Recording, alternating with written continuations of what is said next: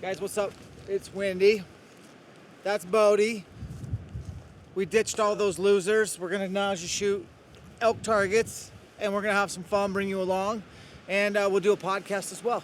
So welcome to This is Bodie Turner Day, and it's windy. Let's go.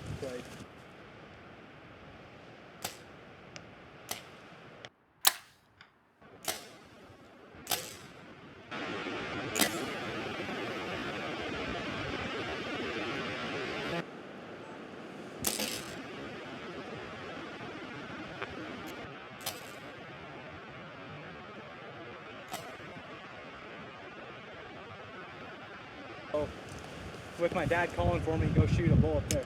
Oh my gosh. Okay, well. So I got a pretty good take this one.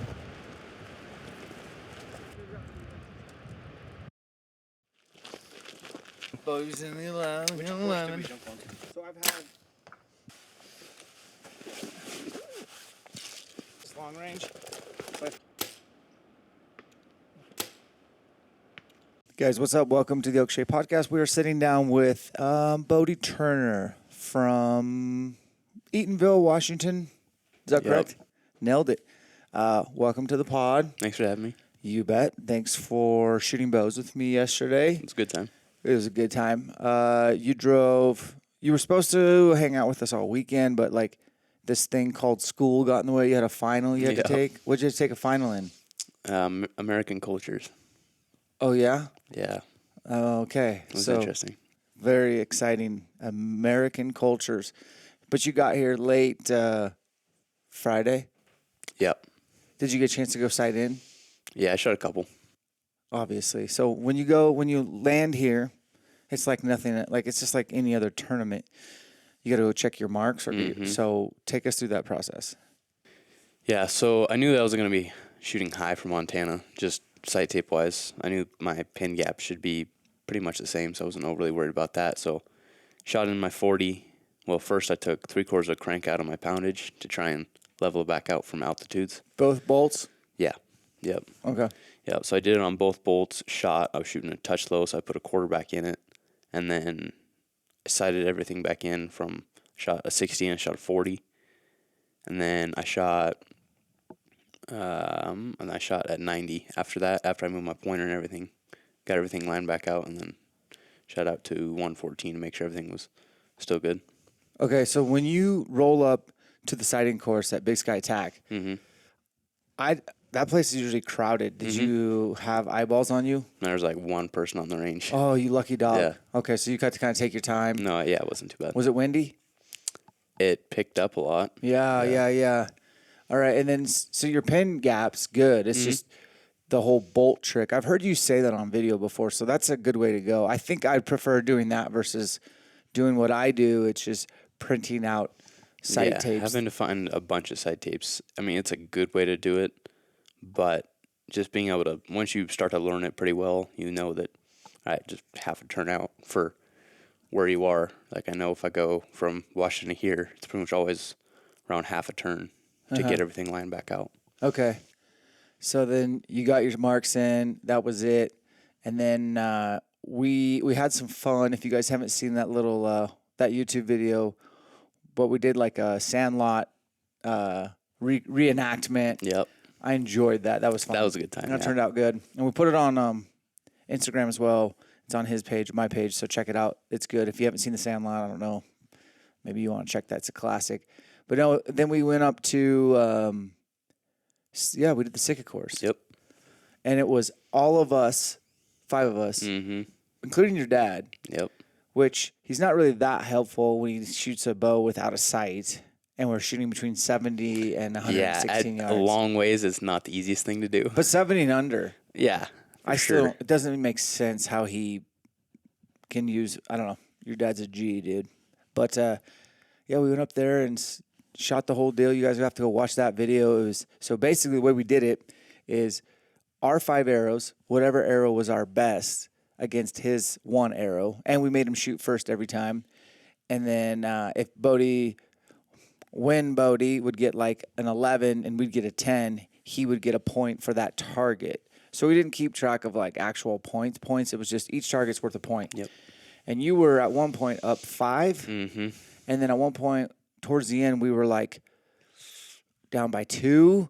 And then I think it was the second to last target, you sealed the deal, and we knew we couldn't catch you. And that's how she rode. Yeah. It was a super fun course. Oh, man. What was your favorite shot on that Sitka course? Probably some of the like 80-yard deer. It's just a good middle range. Some of the open ones where you just could aim at it, didn't have to worry about hitting any trees. Yeah. It was a fun target. I do like those open shots. Which ones do you not? Which was your least favorite? Probably ones I can't see. Some short. Yeah. Yeah, those ones are a little rough when you're just kind of aiming at the hillside and have an outline on the back. I hate dark targets Yeah. in general. Yeah. Especially that. What's that? Is it a calico bear? Koala bear. Oh, koala bear. Yeah. Yeah. Koala bear. It's like literally. It's tiny. It's about like around that tall. Yep. And they About had it that at, wide. do you remember the distance? It was 90 something. 92. 92. But In the shade. yeah. Downhill with a slope. Yep. So you're not only going to have to bubble or cam into this With some wind. with wind. I mean, my pin was dancing all around this black blob. And I was just like, God, I'm just going to try to make the cleanest break and stare at what I'm trying to hit. Yeah. And I missed the target. And that arrow, that's the thing about X10s, is it's not the most durable arrow. It's No. got the best tolerances. Yeah. It's definitely the most accurate. But man, if you miss, she's gone. Yeah. So there's some X10s around there. They're not Bodie's because he shoots the same arrow. Those are probably mine. If you find Yeah. a few shattered ones, those are mine. You only missed one target. Yeah. I stuck one in the tree on that bear Yeah. because I Found that shot. couldn't get a range on it. Everybody else was ranging at 91 to 92. And Well, what did you shoot it for? shot it for 94.5 on the first one. Ooh, yeah, that's too hot. And I hit exactly where I was aiming on the tree right behind it. Yep. Like exactly. So then I put it for 92 and hit it the second time. What's funny is we made you shoot first, and we were down, and we're like, oh my gosh, all we have to do, Yeah. all we have to do Yep. is hit it anywhere, and we'll win the point on this target. And we went through, and I actually was like, okay, I want to go last because if I was literally going to be like, if one of our guys just hits the target, I'm not even going to shoot at it. Yep. I didn't want to shoot at it. Every guy missed, including myself, and then Josh came Smoked up- it. Josh, I wouldn't say smoked He it. shot almost an 8 on it. Did he? Yeah. He clutched up, Yeah. and I was like, "Yes, we finally like that was I was impressed with that." You know, Josh, I've shot tag with him. He's literally he's good. He has some luck going, but he kind of brags like, "Hey, I've never lost an arrow at tag, and I've done 5 tacks or something like It that." definitely changed yesterday. It did. Yeah. I don't think he had any ammunition after. I think he couldn't shoot. Second to last target, I think Yeah, it was. at target 24, Josh was out of bullets. That's how hard that Sitka course was this year. It was not easy at all. Oh man, that's probably the hardest course I've had to do there. Very humbling. We did the prime course the day before. It's definitely not easy. Yeah. But it wasn't anything. That Sitka course was legit. Then we went and did the Rocky. Yep. Did you like that course? Yeah, that was a fun course. Yeah. I wish it wasn't 45th mile an hour winds at times, but it was a good time. We had like a microburst show up. It was bad. Oh, but I think it's good to It's good to practice in. But Yeah. I don't know if I'd be taking any shots in 50 mile an hour winds. probably not. But it was really interesting for me to watch you work the mountain, and Bodie's pretty amazing at like you've just exposed yourself to so many different scenarios. Yeah. With lighting, with wind, and with like humidity, to where like you're able to give yourself the best opportunity based on all this data that I don't even pay attention to. That's kind of what I picked up. So take us through it. Like, let's talk about those first couple shots: elevation, wind, daylight, all that kind of stuff. Yeah, so some of the first ones were the small elk targets at like 60 yards down through a tunnel. Yep. Pretty steep, probably around 15 to 20 degrees. Yep. I would lean on the 20 side. And you're still shooting on hard downhill with wind. Wind was mainly coming up at you, so it didn't affect arrows too much. Just made it hard to aim at it. So like on one of the steep downhills with the hillside coming in, I would draw back with my bow, with my top cam into the hill, and then level it out as I settled onto the target, and then would just run a shot from there. Yep. And then I would just run my cut off whatever my rangefinder would say, because I just have all my, I've shot in my data on my rangefinder. What is that app that you archery nerds use out in the field, and you're like have your data points and all that? What's that called? Probably Archer's Advantage. I haven't used them. You don't use them? No, Like I I don't. see Paige Pierce with on her phone. Yeah, I hate having. What is all that stuff? It's a good way to do it, to get marks and cuts and stuff, but I hate having to rely on my phone Yeah, I to be able noticed to that shoot a tournament. you rely on all this. You've shot bows in so many Yeah. scenarios Yeah. that you have like a backlog of data Mm-hmm. that you. That's why I was like literally leaning into every shot you took and asking you like, what Yeah. were you thinking? Why did you do this? It was incredible.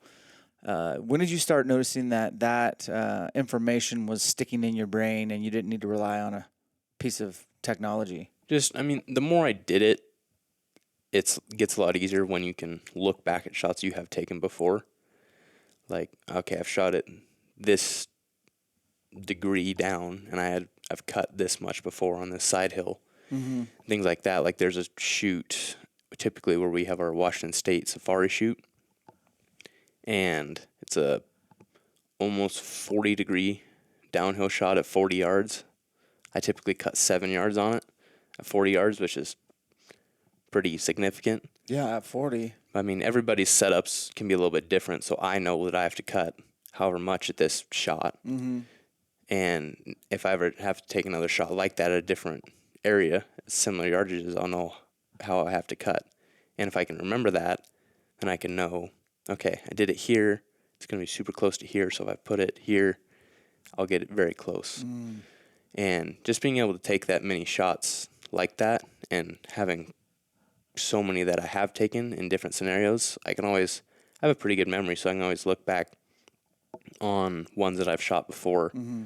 and then just run it off what I have done. That makes sense. The bedded. Do you remember that bedded elk that we were with two guys? I can't remember their names. Yep. And it was a bedded elk, and it was like we backed up past the cone. It was like 80-ish. Yeah. Do you remember that shot? Mm-hmm. And the way that I looked at it was like, oh, that elk is bedded, but it looks like the slope is going Mm-hmm. almost like, I don't know what degree that is, but it was like, okay, there's that. Plus, we're kind of in a swell. Yeah. There is some wind down there, but Mhm. not where we're shooting. And that's where I shot from level ground. That shot, tell me, like, what were you thinking there? Because you shot it twice. The first shot was... It was just low. It was low, and the reason I asked this on this specific target is because the day before, I took the same shot-ish, and I was low. Yeah. And I thought maybe it was the humidity because we had a rain moving in on us. Yeah. But you hit low, and then you readjusted, and you did something, and then you hit great. So a shot like that, what is the deal on that? Because we have video footage of it, so we can kind of show people what we're talking to. Yeah, I mean, I'm not 100% sure on it. I broke a great shot on both of them. They both broke in the middle, and that first one just went low. I mean, sometimes in certain areas, you can't really say what it was. You just know that it did happen. Mm-hmm. And as long as you know how much to adjust for it, you can typically make a good second shot. It'd be nice just to make a good first one. Yeah. But yeah, on that one, I'm still not 100% sure on it. I just shot a couple inches low on it. So tell everybody why are you so sold on the X10s, the Parallel Pros? Just their tolerances are unmatched to anybody. I've shot a lot of different arrows and tested pretty much everything. And just across the board, I can always just grab, like for the hunting for the Parallel Pros, I can just grab those, and I always do a lot of arrow testing, but I can always get those to shoot exactly how I want to in a very quick fashion. Mm-hmm. So I'm like, okay, I can't get these to shoot at all. I can always like, Makes sense. all right, 100 grain didn't shoot the best, throw 125 in it. All right, now it shoots great. Yeah, so when you say shoots great, you're not particularly talking necessarily like arrow flight. You're looking for groups. Yeah. Grouping is everything? Mm-hmm. Okay. How many arrows will you shoot for a group? I mean, it really just depends how many arrows I have, but I like to shoot around a dozen. Mm-hmm. Probably 6 to a dozen at minimum, and then just kind of go from there. And then I'll shoot, and I don't necessarily group tune with a hunting bow as much. On target bow, I'll do a lot of group tuning, which is moving my rest. So it's like, say, I'll shoot a good group, but I'll have a random low. I might move my rest up like a quarter turn, and then that'll, a lot of the time, bring that last arrow up into the group. Really? Mm-hmm. You'll make an adjustment off one arrow, like I would call that a flyer, and I'd be like, oh, whatever. Yeah, I mean, I tune my bows out to where if I miss, it has to be me, and yeah, that's powerful what you just said there. If I miss, it's me. It's not my equipment. Yeah. So I mean, so many people will set up their bows and they're like, all right, shoots bow hole, we're good. Mm-hmm. Shoots bear shaft, we're good. I mean, only time I've ever bear shafted was just to fletch them so I'd shoot them bear shaft, and then I would just turn the knock on every one until they all grouped in the middle at like 40, and then I'll fletch them that way they're all the same. That takes a lot of time. Not really. Really? No, 10, 15 minutes maybe for a dozen or more. So because I've seen you shoot. You're a robot, so for someone like me, that would take a lot longer. It could, and I think a lot of people that are into bear shaft tuning. Also, a lot of them will do it just through paper. Yeah. And they're looking to create this like a hole that matches all the other, and so they're just taking the knock and turning it like a quarter, an eighth. Yeah. Depends on how nerdy you want to get. And a lot of guys are like, knock tuning is the most important thing. And I'm always scratching my head because I've seen a lot of guys shoot their bows that are not pros at camps, at tax, whatever. And I'm thinking, man, I nothing but love. I don't mean this in the wrong way, but I don't know if you're good enough to knock tune. Yeah. Don't you think knock tuning requires a certain level of repeatability? I mean, to a certain extent, but I mean, if somebody can shoot a group, I mean, it doesn't have to be super tight, but if they can shoot a group and you always have one arrow over here and you know it's the same arrow, you can turn that knock just to see if it can help. Mm-hmm. But yeah, I think knock tuning is insanely important, but I don't think bear shaft tuning is important. So explain to the people listening the difference. So knock tuning you can do with a fletched arrow. Like that's what I'll do. I'll, at least with an Easton and the X10 line, because of how consistent they are and how tight their tolerances are, I'll just fletch them all with, let's say, the Easton part of the label up, and then I'll go outside, I'll shoot them all in a group, and then if I might have one maybe that I'll have to turn to the next vein. That's not that common. Mm-hmm. I mean, and then would you make a mark, a silver Sharpie mark, or anything? You just it stays, it's good. Yeah, I'll just. What distance, Bodie? I would say 40 to 60 is what I like to do. I like to just sit at 60 to 50 meters, which is 55 yards, and I'll just shoot at a small dot around that, and I'll just sit there and just shoot groups at it, and then just change my equipment around it to then where it can group how I would like it. That makes sense to me. Now tell everybody what bear shaft. Bear shaft tuning is you're just shooting the arrow without veins on it, and then it depends. You can shoot it at a target and then do it like that, and then shoot your veined arrow and then shoot your bear shaft arrow and then just move your rest until the two come together. Or you can do it through paper, but there's been a lot of times where a lot of testing that's been done where somebody will shoot bear shafts and then they'll get, my bear shafts shooting a bolt hole through paper. And then they'll go into it and then they'll fletch them and then they don't shoot through paper again. But then sometimes when you do shoot through paper, it's like, it's not bolt hole anymore because you changed a lot of stuff on the arrow from putting veins on it. It can get steered now. It can change stiffnesses. It can do a bunch of stuff to it. And if you don't, I mean, you're not going to be competing with it as a bear shaft, so I don't see why you wouldn't tune with it, how you're going to be competing with it or hunting with it, whatever it is. Mm-hmm. So you might as well just shoot it how it's going to actually be. That makes sense. You're one more year of high school? Yep, one more. So that's probably why you're not at the ASA circuit? Mainly, yeah. Okay. Yeah, as soon as I have a bunch more time, it's definitely the circuit that I want to pick up. That's what you got your eyes on? Yeah, because... Known? Yeah, it'll be known. Yep. I do the NFA circuit right now just because I'm the best at that one. I know it the best. But as soon as I have time, I definitely want to get into the ASA circuit. Do you have any of those targets? No, but I'm going to have to get some. Yeah, so like you target archers probably have to have them all.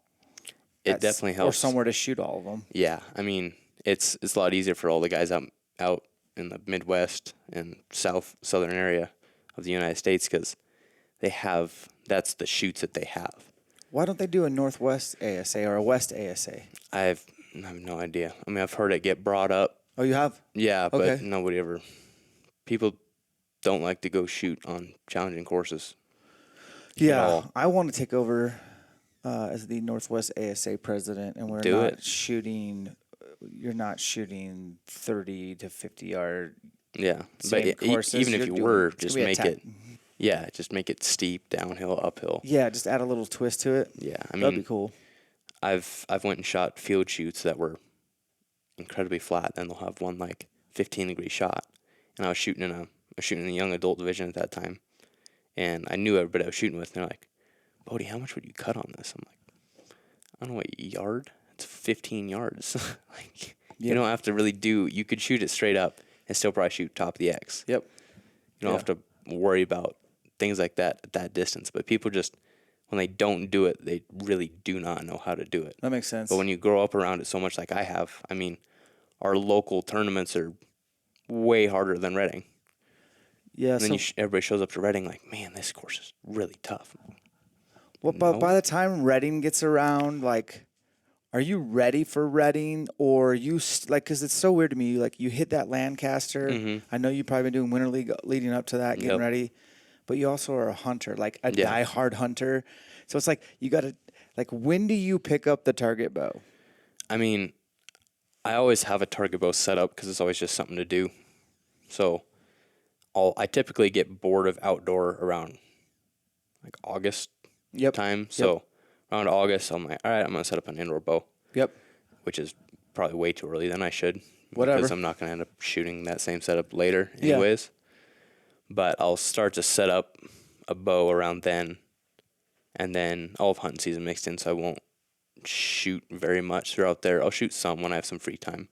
Yeah. But my main thing is just hunting at that time. But then as soon as I have free times and hunting, I'll have indoor tournaments. Some local ones start around November. So I have to make sure I have a good setup around then. Oh, okay.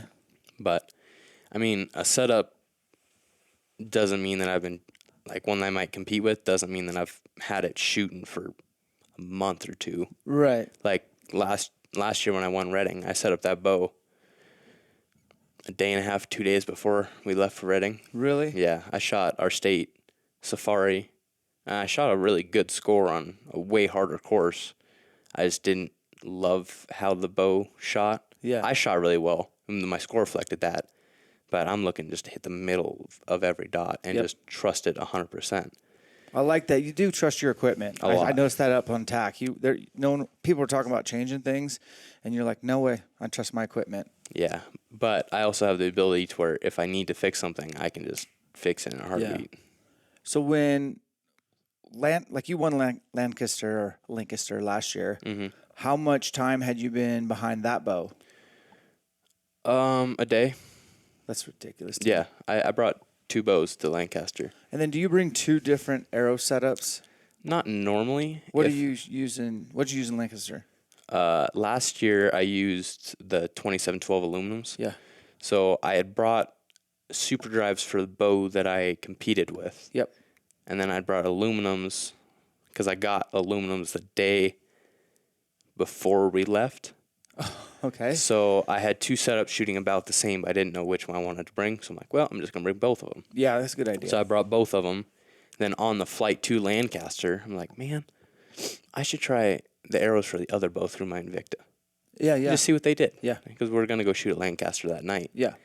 And I got there and shot one of the cleanest 660s I've ever shot. I'm like, all right, well, I'm just going to run that setup. Then I ended up shooting a 660 and winning with it. Wow. I mean, I found it, I think, a day before I shot for qualification. I mean,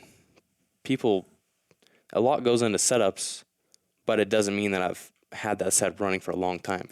No, it sounds like it's a couple instances where it's just been a couple days before. Yeah, but then other times I've had it shooting for like 2 months. Yeah, that's. But then there's the instance that I've set it up a day before. And that's I happened actually more competed. than once. Oh, yeah. Explain to people with 660 that don't know what that means. And So- how ridiculous. Only a couple people have ever done that, right? Yeah. Okay. So you have your Vegas 3-spot target that you would shoot, and then at Lancaster, the X will count for an 11. And so the 11 or the X ring is the size of a penny. Yep. So in competition, I hit that 60 out of 60 times. and that's how you would shoot Do they make you change paper? at the half. Okay, so Yeah. is that help for you? Just like hit out that center and then Not really. Okay, cool. Because it's really nice when you just have a black hole that you can aim at. You're right. And once you have a hole, your arrow can actually like hit the edge of it, Yep. and it'll just suck into the hole. Yep. So that can be really nice. Then when you have to put a new target up, you're like, man, I hope I didn't put it over somebody else's. That's Yeah. where I'm gonna like shoot a half decent shot, and it's gonna get pulled over there. Something they introduced this year at Lancaster was that white dot, The 12 ring. the 12 ring, and it Yeah. was nowhere near the middle. It was actually down the bottom. Yeah, it would cut the 8-7 line in half. So it's like if you missed it, you were going to get an 8 or a 7. Yeah. Well, unless you missed it really big, you might catch a 9 or a 7 or a 6. But you guys aren't going to do that. You guys. Well, there's some people that shoot 9s on them somehow. Wow. Yeah. Okay. So if people didn't watch it, I encourage you to. I watched it live, and the announcers, they did such a good job. They 'cause did a really were good job. like, They were fired up. they were fired up because it was like, oh, the archery is getting cool right now. Yeah. Like, this is a cool curve. Like, so explain to people when they introduced it and kind of like what the implications were for where you were at in the tournament. Yeah, so the 12 ring only applies to the finals. So they don't have it in the eliminations or the qualification. They only have it in the finals. So it's And how many guys made it to the finals? 8 qualify for the finals. So they you had- start at And they start with like you could shoot your way to the last match. So whoever, what place were you in going to the finals? I think it was 3rd or 4th. I want to say you were 4th. Yeah, Because, I think 4th. because you still had to go Yeah, I'd shoot through a couple people. shoot through people, Mm-hmm. and I don't know fatigue. You'd have to tell us if fatigue is that all. And- Not really. okay, Um, but and basically number 8 goes against number 7, yeah, and then if whoever wins, they go to they 6. go to 6. And so then- whoever qualified the best in the best position, Mm-hmm. I think it might be a disadvantage, honestly, to be in first and just sitting there cold, waiting. Well, so you're not cold because they have a practice range behind the curtains that you walk out. Oh. So you get to there's 4 targets up and you just get to shoot like the whole time. So I mean, I'll shoot I for did like not know that. yeah, so I'll shoot for like 2 hours before and just sit there and just pound the 12 ring. Gotcha. And so you'll have like 10 minutes maybe Yeah. that you won't actually be shooting. So it's not really too bad. Not too bad. I just figured that first shot's got to be nerve wracking if you're going against some guy who just is working his way up. Yeah. But you basically did that to everybody. Yeah, I mean, it for sure can be because sometimes your first one doesn't hit the middle. So I can't remember the names. I'm not that familiar with your sport on your side, but there was somebody who was like, "Oh, I'm just going to shoot 12s on Bodie and put the Yeah. pressure on him." Who was that? So that was Stefan Hansen. Yeah, dude was a G, like Yeah. mad respect. And did you have any anticipation that was going to happen? No, because the 12 ring used to just be something for like tiebreakers, Yeah. and then he brought it up to where you just have to shoot them. And how did he do that? He just went for it first Yeah, and hit it. mm-hmm. And you were like, okay, he's got 12. The best I can get is 11 Yeah. with an X. And you guys are just shooting around. Mm-hmm. And so he hit the 12, and then did you go, okay, I'm going to hit I think you hit the X, and then you're like, I'm going to hit the 12 on the second one? Yeah, on the second end. Why? Well, I don't know. I should have shot on the first one, but I didn't. Okay. And then So you'll be ready next year if someone starts doing that? I guess so. Yeah. Okay. I would think the third end or the third arrow of the 3 is the hardest. Is that true? It can be. Yeah. Yeah. I've only shot one round to Vegas, Mm-hmm. and I thought that my third arrow was always the one I had the most pen float, Yeah. and I was like, Just a nervous one. yeah, okay. Well, that's a cool tournament, and then you kind of have Lancaster and Las Vegas, and you said Las Vegas is moving locations. Yeah. Where were they at? They were at the South Point, And now they're moving to, the convention center, I think. oh, dang. Yeah. Good or bad? Indifferent? I really like the South Point, but it outgrew the South Point. Well, that's exciting. Yeah. And what's your personal favorite? Tournament? Yep. Out really- of all of them. I really like field. You like field? Mm-hmm. Okay. I field a lot. Okay. Well, it showed yesterday Yeah. on the mountain. Your G up there. Did I see you with a Matthews yesterday? Yep. What boat are you shooting? The lift right now, and then titles for competitions. Yeah, that's news to me. Were you shooting the 30? You shot 29. 29, yeah. That's interesting that you didn't go up to the 33. I need a little bit of speed. Okay. So you get more speed out of the 29 based on your draw length at 27.5. Same here. So Yeah. I'll see. Will you use 80 or 70, 75? What's your pound? 75. 75? Did you try 80s? No, there's no way I'm doing 80s yet. Dude, I think 80s something wouldn't take long, but No, but I don't think I need it really. you don't. You absolutely do not. And your total arrow weight for Like 435, 440. oh, that's money. That's money. Yeah, I watched you shoot that lift 29 and a half on an antelope at 150 yards with a 15 plus 20 degrees Oh yeah, like 20 with a ridiculous amount of thermal updraft and on a really hard side hill. and an amazing side hill. And I think he put like 5 for 5 arrows in there at 150 yards. A lot of guys are like, how is he getting that distance? Is it? I don't know. I'm getting up about 133 is the furthest I can shoot. But you're using your bottom pin. Mm-hmm. You're pulling 75. Yep. Draw length 27 and a half, and your total airway is 435. 5. Dive. Your peep's not low. No. That's what you can get. Yeah. You should expect to get that if those things are To a certain extent, yeah. okay. Cool.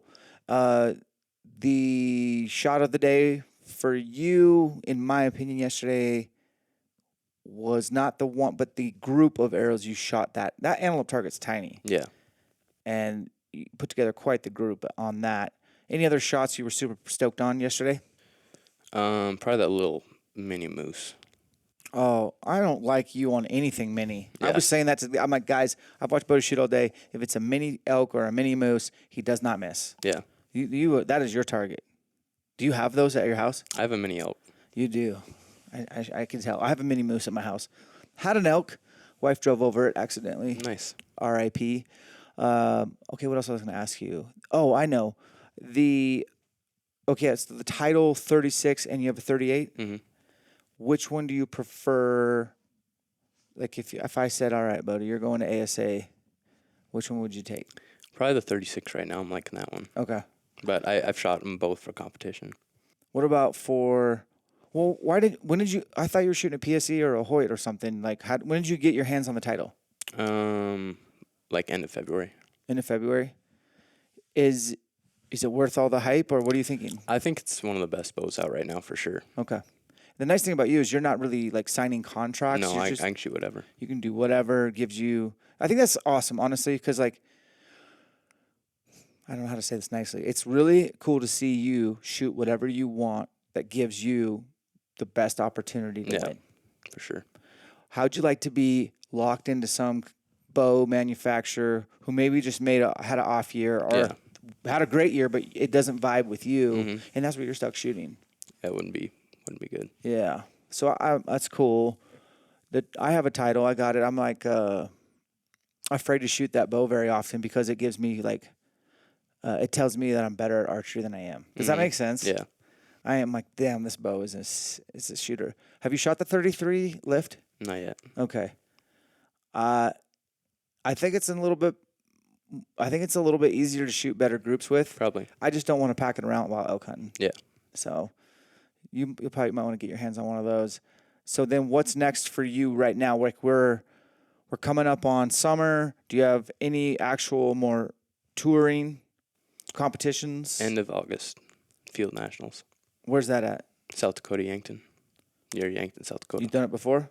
Yeah. Did you win it before? I've won it, yeah. That's what I thought. Is it a point system going into it, or is it like start from scratch? Well, it's just from shooting. You get points. Yeah, I didn't know if it was any carryover from the season. So everyone's straight up on this one. Yeah. Okay. How many targets? Ooh. 50. Ooh, how many is it? I'm blanking on that. I've shot so many field rounds. So you got 28. So you got 56, and then 28. Is this over 3 days? Yes. Yeah, Okay. over 3 days. Do they pair you up with whoever's ranked or whatever? Or how's that work? The first one, you'll kind of rank with whoever's in the pro division, and then you get flighted the next 2 days. You do. Okay. Yeah, so any top dogs in this one right now that you're thinking you're going to be flighted with? Oh, yeah, there's always some really good shooters there, like Stefan and Chris Perkins and a bunch of guys like Kyle Douglas. Yeah. Okay. Who's your best friend competition out there? Like, who do you hang out with the most? I was like shoot with Sawyer Sullivan. He's always a good dude. Yeah, that's cool. And who's he shoot for? Matthews. Okay, that's cool. Are you wearing yellow jerseys at this point, or are you just kind of independent? Not yet. Okay, that's cool. Yeah. Do you think you're going to be able to like get away and hunt quite a bit this year? I sure hope so. With school, like I know it's kind of like a lot of weekends. Yeah, I got some good hunts this year, so I get to hunt in Montana for elk this year, and then do Montana deer again. So I'm gonna have to take a little bit of time off. I think that's a great idea. Like 2 weeks in the beginning of the school year. All right, so let's get those grades dialed. Get that homework ahead. The Montana mule deer elk season is happening, and then plus, what do you typically hunt in Washington State, your home state? Elk and deer and bear. Okay. And you can get out a little bit when you're in town on the weekends and just kind of do that every day after school. Do you get out every day after school? Every day. So you catch an evening hunt? Every single day. Every single day? That's awesome. That's where we're going to finish. And I'm so glad that you came on the pod without your dad, because you're becoming a man right before my very eyes. You reached out a couple months ago and you're like, hey, I want to like start really stepping up my fitness game, which is music to my ears. Yeah. And I had to give you like the classic speech. Like I was like, all right, Bodie, that's cool, but I really want to know what you eat. Yeah. And I gave you like a terrible homework assignment right out the gates that I didn't think you would do. I was like, okay, I need a food journal for a week. And then you did it, but you sent it to me. I was like, no, this is not detailed enough. Like you got to go. And I gave you an example. Then you went and did it. And I was like, okay, we made a few tweaks. Yeah. We did a couple of fitness tests, step ups, add some running, a little bit of like calisthenics. Because I don't want to mess up your bow shooting, like at all. Since then, I just saw you for the first time. It's been a while since I've seen you, and like, oh my gosh, dude, you look leaner. You look like you have more muscle. Yeah, you look more fit. I watched you hike the mountains yesterday and the day before. And what's going on with you? Yeah, I mean, it's been good. Main thing was I just changed how I ate, and I like all the stuff that I get to eat now. A lot of rice and steak and meats. Yeah. I enjoy that a lot. So you're eating clean. I set you up with a trap yesterday. I said, hey, Bodie, we're going to go get pizza. This was not true. This was a lie. I was like, hey, we're going to get a piece of pizza. You want to join us? And you're like, no, I'm at my truck. I'm eating my elk steak and rice. And I was like, okay, you pass. Good job. Yeah, I'm just so proud of how you're doing on the fitness stuff. I do want to do more with you. Yeah, for sure. In person. And so we're trying to coordinate right now, like a way for me to like train you at my gym and like get you a couple of workouts that we can do together. And then you're like, okay, that's what Dan wants me to do. Go take those, tweak those. The overall goal is just to basically make you mentally more disciplined, more determined, which will bleed into your archery. Yeah. And to have you feeling good, like really good, looking good, which will add to your confidence, which adds to feeling good or better. And then having that stamina, that endurance to feel as good as day one as you did on day 3 at any tournament. Yep. You know, that kind of thing. What's the biggest challenge for you? Do you have any weaknesses when it comes to nutrition or training? Just time, probably, is the main thing. Yeah. You are very busy. Is it hard to stay friends with your high school friends for how much you travel? Not really, no. It's not too bad. Okay. Have you made some good friends out on the tournament scene? Yeah. Yeah. So you kind of have a community. Yeah. That's very cool. Interviews and stuff like that for post-archery competitions. Who's doing a good job there? Where should people go to look and follow along stuff? Competition Archery Media. Who runs that? Like the Lancaster crowd. Oh, cool. That's their production? Yeah. Okay. Can you tell them to please live stream the Vegas shoot this year with no paywall so I can just see it? I tried. Okay. Yeah. I'm not interested in giving you $5.99. Like, just stream it on YouTube. Yeah. And grow your audience. And we'll be loyal. We'll subscribe to your YouTube and all that. Speaking of YouTube, when are you going to start your channel? Probably at some point. Once I can get more time that I can put into it. Yeah. What kind of stuff do you want to do on your YouTube channel? Just hunting and archery stuff. That's about it. I like to do a lot of exploring in the woods too, so I wouldn't mind doing some. I think that'd be cool to see a target bro out there, not with a target bow, out in the woods, kind of talking about, hey, I'm looking for blacktails today. I'm putting a camera out here. Hey, I saw this slaw blacktail over here. Talking to you yesterday, man, you're 17. Mm-hmm. Dude, you've had a lot of hunting success. Yeah. Like, how old were you when you shot your first big game animal? 6. Okay. This is when I first killed my first deer. With a bow? Crossbow. Okay, crossbow. Okay. When did you shoot your first big game animal with a bow? 11. 11. Okay, that makes sense. Well, from 11 to age 17, I mean, you've done so much. Killed a lot of stuff, yeah. Yeah, I didn't want to say you've killed a bunch of stuff. I was like, but that's really what Yeah. you have. You've killed a ton of stuff, which means you have a lot of in the field experience. Mm-hmm. Let's finish with some tinkering. Tell me about your arrow setup last year with the AE hybrid 23s Mm-hmm. and the Beast. Like, what was that all about? Yeah, so I killed an elk, a blacktail, and a whitetail doe with the Parallel Pros Beasts and the hybrid 23s. And the Beasts were doing absolutely amazing on elk and deer. I exited through the far side shoulder of a big blacktail. I shot an elk through the rib. That one did really good. And then I shot it on a follow-up through the back left ham, and I got up into the chest at 65 with a 415 grain arrow. Huh. I was pretty impressed with that. So those Beasts, like you and I have both tested them. That's the sharpest thing I've ever touched. Sharpest and most accurate that I've shot, yeah. Most accurate? Mm-hmm. 125s? Hundreds. Hundreds. Offset on your veins? Like I try to go around 3, Okay. Hybrid 23s. 3 or 4 fletch? both. What was better? I'm running 3 fletch right now. I ran 4 fletch last year. Think you can get away with 3? So far, yeah. With the testing I've done with them, yeah. Have you done enough testing to commit to, hey, I'm doing 3? Yeah, I mean, I was stacking them at 120 the other day with the Beast practice heads. I mean, Yeah. I was like stacking them one on top of another. Those Beast practice heads are awesome. Like they match up pretty good. Yeah, and when I shot an actual Beast too, and it just stacked right in there too. It did? Yeah. Yeah. How many? So I have a pack of 3, but I've shot a bunch of animals with those ones, and I don't know how to sharpen them. Yeah. Have you tried sharpening them? My dad has sharpened them, yeah. Oh, well, that's Yeah. not fair. Your dad is a sharpening fool. Mm-hmm. Have you learned how to butcher animals from your dad yet? Yeah. So are you as good as your dad? Yeah, I've done a couple mostly by myself, like with people holding legs, but I've done all the cutting. Your dad's like the best butcher I've ever seen. Annoyingly good Yeah. at everything he does, including pickleball. Mm-hmm. Yeah, that's cool. You and your dad like best friends? Oh, yeah. That's pretty cool. That's how me and my dad are. So all those father-son hunts, like the elk and the mule deer in Montana, is that with your dad? I mainly hunt by myself, but I've killed some stuff with my dad for sure, yeah. Okay. I've killed a lot of stuff by myself, though. Yeah, that's what I figured. Because you had all those stories yesterday. There was no dad involved. No. And especially, like, your dad travels a lot for work, and he hunts a ton, too. And so it's like, the cool thing is where you live, you're getting out in the field every day after school. Yep. That's a lot of days in the field. A lot. And I like that you can kind of balance out target archery, and yet you're still a hunter. I would hate for you to just be a guy who shot bows. There's no way I could do that.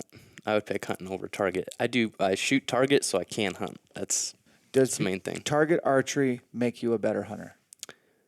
I think the shooting side of it can, yeah, for sure. Just getting to learn your equipment and learning how to shoot, I think that helps a ton. And then getting to shoot under really stressful situations, and then getting to transfer that into hunting can help for sure. When you came up in the scene not too long ago, I imagine you were overlooked until you're In the beginning, yeah. Yeah. Yeah, it was funny. The year, first year I shot a 660 in Lancaster. I was talking to one of the Hoyt guys, and he didn't push me off. He's like, yeah, okay. I told him I wanted to shoot in like the 650s. And then when I shot a 660, I turned around and he was standing back behind me. He's like, yeah, okay, yeah, well. We're not gonna say names, but Yeah. that's awesome, man. I love that. Now people probably don't love seeing you show up unless they're very competitive. Yeah. I hope they are. Mm-hmm. I know that's what you want. You want their best. Mm-hmm. But when it comes to your career, I mean, you've gotten a couple of giant checks. Yeah. But you're like 17. Mm-hmm. Is mom and dad helping you like, hey, don't go blow your money? Yeah. Oh, hey, welcome to taxes. How do you like They taxes? suck. Yeah. I don't enjoy them. Are you putting your money away? Are you blowing it? What I are have you a doing? lot. I have a lot invested, and then I have my vehicle and stuff too. But So you got yourself you paid for your own rig? I've paid for 2 now. Okay, what rigs do you have? Well, I had a 2020 4Runner that was kind of built out with a bumper and lights, and then I sold that one and bought another 4Runner that's a 2017, and it's built out for overland stuff. Yeah, it is. It's pimp. So you pay cash for your vehicle. Mom and dad didn't help you out. That's pretty cool. Yeah. And I respect that. And then you got some investments and stuff like that, so your money can work for you. Yeah. And then, eventually you'll be able to go to tournaments without mom. You'll actually be able to rent a car, rent a hotel. You're turning 18 this coming February. Yep. Okay, that's cool. You'll be graduating high school. I think once you win a few more big tournaments, dog, I'd like to see you maybe get into some real estate. Yeah, for sure. That'd be cool. The problem, I mean, I know you want to live in Montana full time, and that's coming up. Yeah. But dude, you need an airport. Yeah. That's better than probably Missoula's or Bozeman's. Yeah, Great Falls. No. So you need like a SeaTac or Yeah. whatever. How many tournaments do you want to do versus have to do? Like, it's your life, Bodie. Yeah, I'll probably What's be the doing right balance? probably be doing like 15, 20 maybe a 15, year. 20 a year. I'm doing like maybe 10 right now. Okay. I like that. Don't do too many. No. Don't ever quit hunting. Yeah. Obviously, find that balance, and then add somebody like what I have to capture your Video stuff, yeah. capture just your life and put it out there on YouTube. I think we'd love to see it. Yeah. I think people would love to get to know you. A lot of people don't know you. Yeah, for sure. They think, oh, he's just a really quiet kid. That's not true. You were in my ear quite a bit yesterday, Oh, yeah. which I love. That's my love language. So for those that don't know, just kind of finish this podcast. Like, who is Bodie Turner? Like, what do you think? Like, when someone doesn't know you, what should they know about you? I like to shoot bows and hunt. That's about it. You are passionate. Yeah. Yeah. Those are my two main things. And you have a tight knit family. Yeah. You have a great support system. For sure. And you're very humble, which I think Try to be. you are, but I think you could be cocky, and it's just not your personality. Yeah. Cocky people, there's a difference between being confident and Being cocky. cocky, yeah. What is that? Just mainly how you put yourself out there. Like, you can be confident, but you can't walk into a tournament and be like, yeah, I'm going to shoot this score. Like, cannot do that at all. Like, I can walk in saying, I want to shoot this score, but We'll find out. yeah. Yeah, you can't call your shots in archery. No. There's too many. For those younger people than you that look up to you, for those older people that look up to you, Yeah. best advice if they want to get into target archery, where do they start? I mean, biggest thing is knowing your shot, which is huge for target archery. And then once you know your shot, and then you can build your shot, then you can start to build your equipment around it. You're using the Onyx C? You won Reading with that? That was a prototype. I won Reading with it with a prototype, yeah. Yeah. And then have you just, ever since then, that's I've what had you it full time. Okay. What were you using before that? Probably the B3 BG Pro hinge. Yeah. So you can go hinge, thumb. Yeah, anything. It don't matter.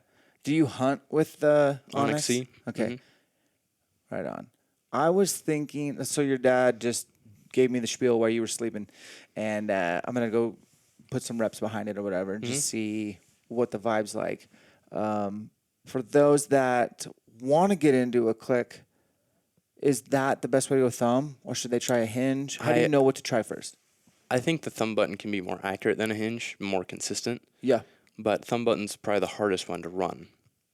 Right. But once you put a click into it, it makes the system 1,000 times easier to run. Are you squeezing or pulling? I don't pull at all. I think pulling on a release, That adds variance. yeah, the more variance you can add, more pulling you can add, the less accurate the system can become. Yeah. Man.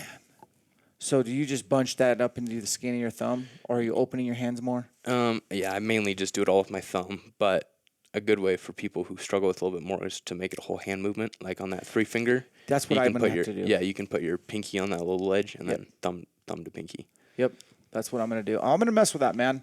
Do you think they'll be able to figure out how to adjust how much it moves after the click? I'm sure they can figure it out somehow, yeah. Yeah. Do you like the way it is now? No? I do. Okay. I think you can get it light enough to where it doesn't really matter. So with the Onyx C, it basically clicks, just like a hinge, and then it goes off at a set amount of tension, and you can adjust the tension and the trigger travel. So for you, you're getting your aim. You're on the target. You get your aim done, And then I hit my and click. then you hit your click, then and that's my here shot. you go for you. Yep. And I've heard yours click, and there's a variance as to sometimes it goes off right away. Sometimes it takes quite a while. Yeah. But what I did notice from you yesterday is like literally Bodie could call his shot. Like as soon as it would break, you would say, what did you say? But something to let us all know that arrow's about to hit the 11. Probably that's smoked. Yeah, it was like, shoot, smoked. And then I'm like, what are you talking? Oh. Yeah. Like, because we're taking long shots, you could just tell when it was just going to go right in the middle. Yep. I can't do that. Not yet. Not yet. Okay. Well, Matt, Bodie, from the bottom of my heart, I've watched you grow up. I got nothing but love and respect for you. I am one of your biggest cheerleaders. I hope you know that. Like, I am always rooting for you, man. Yeah. And I'm so proud of you, and I'm excited to see where you go. What is your Instagram handle? Bodie_Turner. BODIE. Do you have your own website yet? Not yet. Okay. I want a YouTube channel sooner than later, man. Yep. You want to get on that? Yep. Okay. I'll start working on it. Get that thing on lock. At least get a name. Yeah. Figured out. Guys, give Bodie a follow. Please root for him and reach out if you have any questions. He'll get back to you. Separations in the preparation. We'll catch you on the next one.